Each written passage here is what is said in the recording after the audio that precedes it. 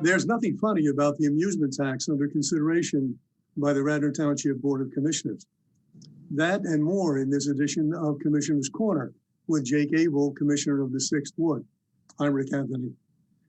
Jake, anti-tax is a scary word, but an amusement tax is an oxymoron. What's this all about? Well, Rick, thanks again for having me on the show. You're right. No one likes to hear the word tax, especially in the current environment. But this is a tax that is currently on our books. So I think the discussion amongst commissioners is if it's on the books, it's either applied or we have to just get rid of it. Currently there are some people who are following it, and we get minimal revenue through this tax. But there is, an estimated $300,000 that's being left off the board. And the motivation is the shortfall because of COVID? Yeah, I think, this was, the discussion started before COVID, but I think highlighted the need to either apply it or to rescind it. Yeah. I don't know if you can give it to me off the top of your head, but what effect would it have if I want to buy a ticket to the movie? How much more will that ticket cost? It's outrageously expensive. So it's a 10%. It's a 10% tax that is right. So it's paid by the consumer of the entertainment. Sure. So you're right. My assumption is the tax is going to be passed along to the consumer, and we'll just be paying more for that particular form of entertainment. We sure don't need that now. It's difficult enough for the business people in Wayne. Yeah, and I don't know how many businesses in Wayne are going to be impacted by it. I would think it'll be fewer than most expect. Mm-hmm. Obviously there's some larger institutions and clubs that will probably see the biggest impact. Why don't we segue into the budget then? Everybody anticipates it's going to be a difficult budget. I know you've said that in the past. How difficult do you think it might be? And is there enough in reserve for the township, for the board, to start drawing down on some of that to take some of the sting out of the tax increase I think we're all expecting? Yeah, so it's going to be challenging.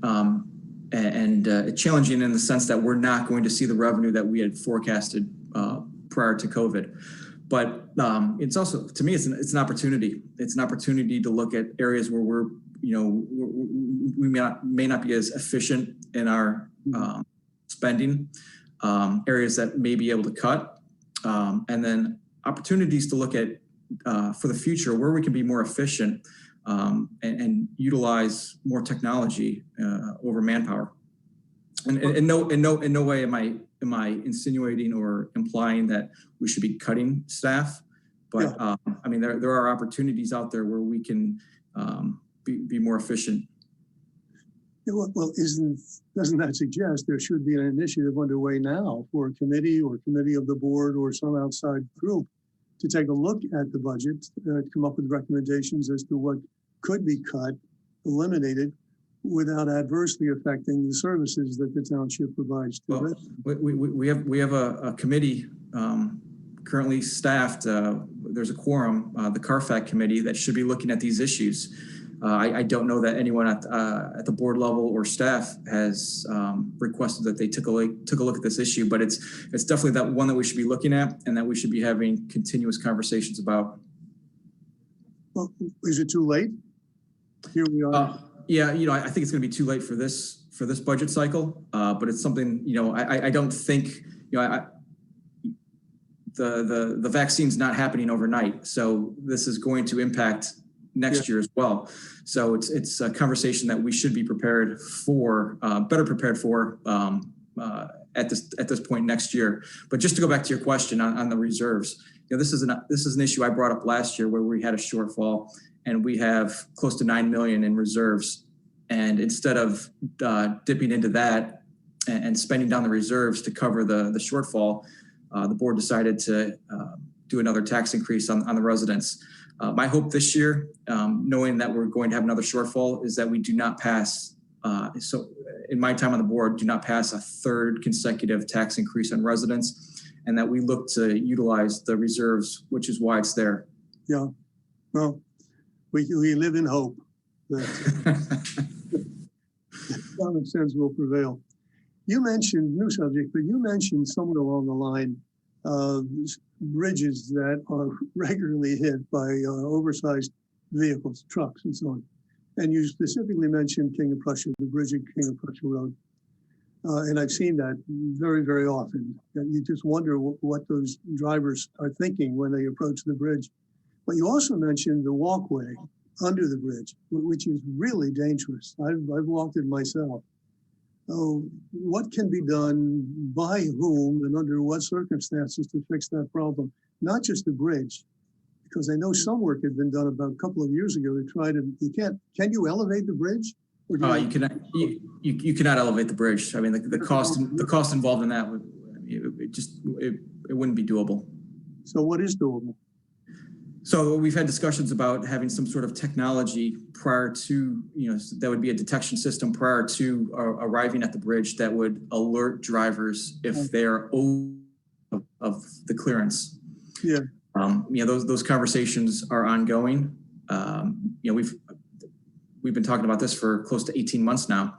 And during that time, we've had at least a half dozen more bridge strikes at the King of Prussia location. So you have the detection system. There's a cost involved with that, and a conversation with PennDOT that there needs to be an agreement.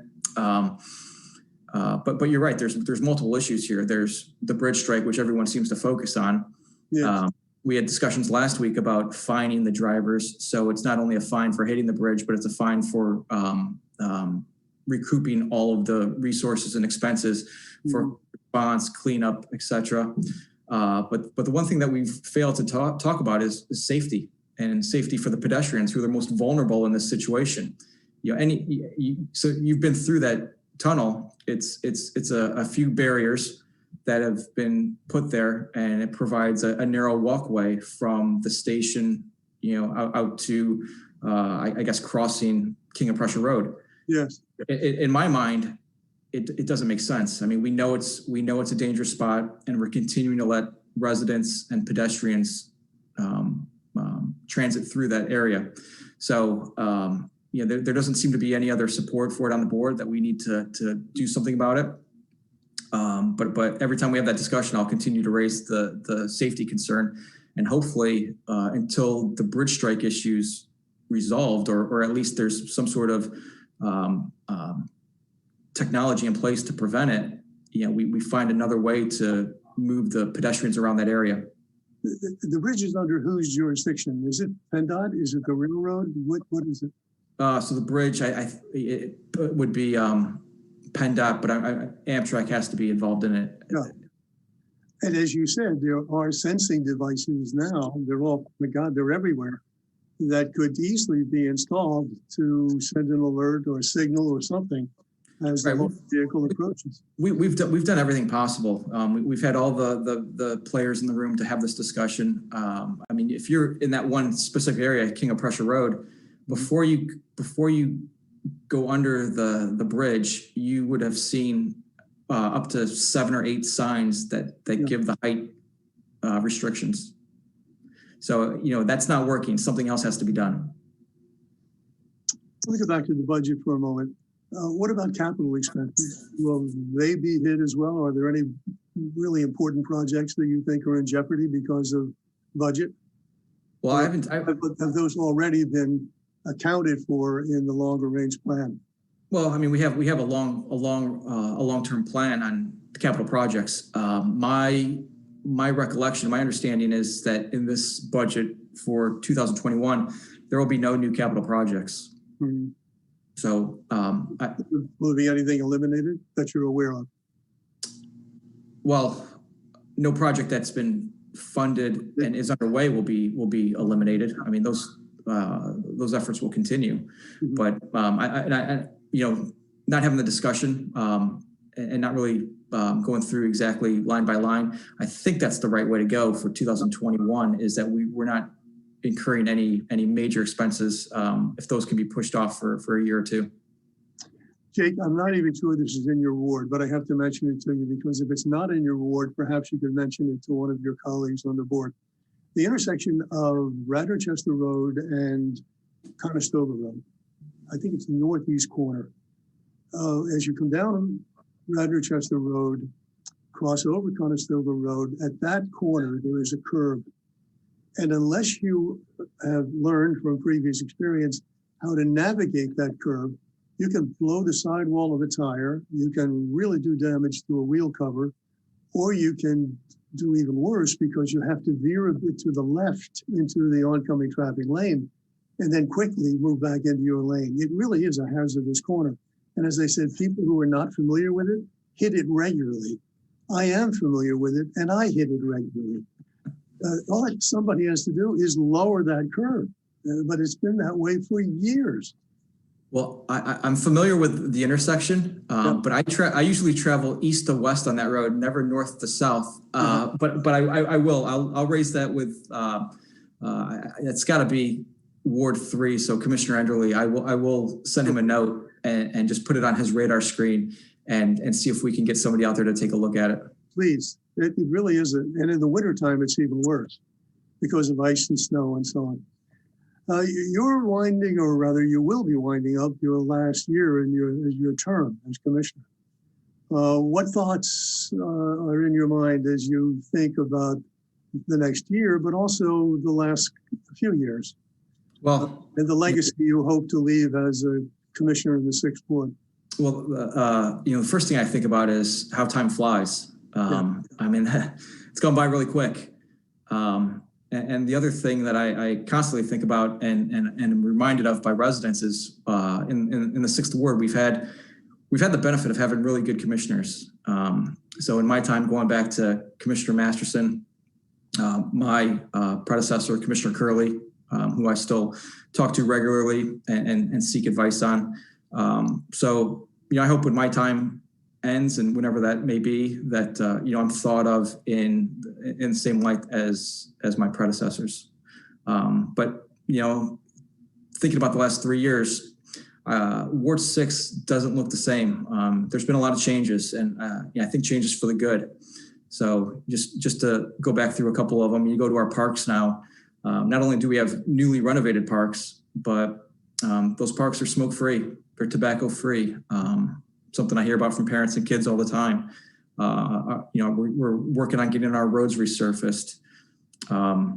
We've got a project on Morris Road that was just passed, so that streetscape project will come forth. And the big priority for the next year is to try to get the West Wayne stormwater project done on the corner of South Devon and Conestoga.